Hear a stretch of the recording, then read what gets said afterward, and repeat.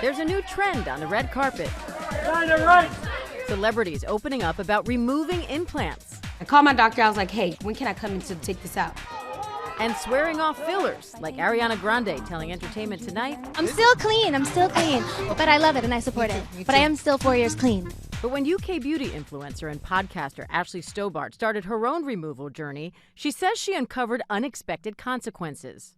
Skin was literally hanging off my face. I could pull it. As she dissolved over a decade worth of fillers in her face, she says she was left with sagging skin and decided to get a facelift at just 34 years old. When I went to put the facelift, I told my mum and she was like, again, Ashley, you're crazy. I was like, well, I promise you it will come out looking good. And when I first got in touch with the doctor, he was like, yeah, straight away, discard your age. This is a case for a facelift. Now some people as young as in their 20s are taking to social media to share their facelift stories. Here are my results from my mid-facelift I had almost 2 years ago. The American Society of Plastic Surgeons says that while the overwhelming majority of facelifts are still among people over 50, their members have observed an increase among people in their 40s and younger. Over the past few years, we are seeing a trend towards younger and younger individuals, at least inquiring and seeking to have more surgical procedures, facelifts. Dr. Babak Azizadeh, a board-certified plastic surgeon in Beverly Hills, says the people coming into his office for facelifts are looking for a more natural appearance. Individuals who've had a lot of fillers, and fillers at a very young age, they want to dissolve the fillers, reverse the fillers, and once those fillers are reversed, all of a sudden they have a lot of laxity and they need surgery to reposition the tissues. But he cautions that not everyone, especially young people, are good candidates for a facelift. There are risks. It's surgery and no one should take it lightly. There are risks of nerve damage, there's risks for, scarring, healing, and so forth. For a long time, people didn't talk about cosmetic procedures, but now many celebs are sharing about it openly. Like Real Housewives of Beverly Hills star Yolanda Hadid posting about embracing a new aesthetic, writing that she's living in a body free of breast implants, fillers, Botox, or extensions. And Courtney Cox talked about removing her fillers on the Los Angeles podcast. I was just doing too many fillers and then having to have them removed, which, thank God, they are removable. But I think I messed up a lot. And now, luckily, I was able to reverse most of that. And here's Lala Kent discussing her change of heart on Vanderpump Rules. I want to stop with the lips. I want to stop with the fillers. It's just enough is enough. I'm starting to look at the comments and then compare photos.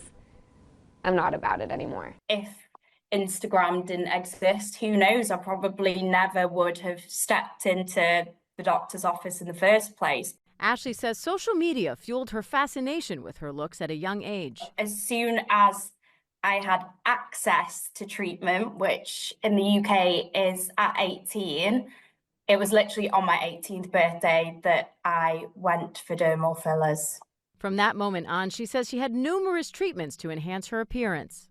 Lip filler, cheek filler, chin filler, obviously Botox, hyaluronic acid, skin boosters, and I'd have them pretty much everywhere. She says one day she didn't recognize herself anymore and decided to go through several rounds of dissolving the filler, but that wasn't enough. So she got that facelift at 34. They actually ended up removing 4 centimeters of skin off each side of my face. So I had a full face, neck, lip lift, and under eye fat transfer. The procedure took 9.5 hours. They were pushing all kinds of different things out of my face. I was so young, I just wanted that body because I seen everybody, my crew, getting it, and I wanted to be with the it girls because this is what was going on. Scene 2, take 1, time marker. Blac Chyna spoke with Impact by Nightline in 2023 about what she called her road to transformation. After working on her inner self, she says she then focused on her exterior, looking to undo years of cosmetic work. The body model had been synonymous with a look. But at 34, she reversed that look that catapulted her to stardom. As I started to slim down, my features started to really come out, like my cheekbones and everything.